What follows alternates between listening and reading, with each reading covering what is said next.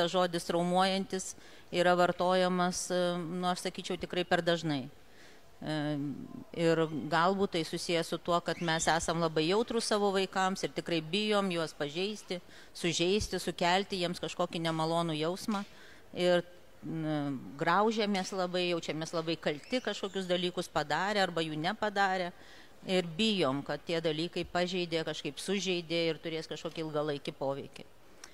Kita vertus, man atrodo, yra dalykai, kurie tikrai yra traumuojantis ir kurių galbūt nenorim pamatyti. Nenorim pripažinti, kad šitas santykis ar šitas elgesys gali būti traumuojantis. Tai aš manau, kad neišvengiamai kasdieniniam vaikų auginime mes sukeliam vaikams nemalonius jausmus. Aš taip ironiškai kartais mėgstu sakyti ar juokauti, kad malonių dalykų tėvai per parą daro, nežinau, 20%, čia būtų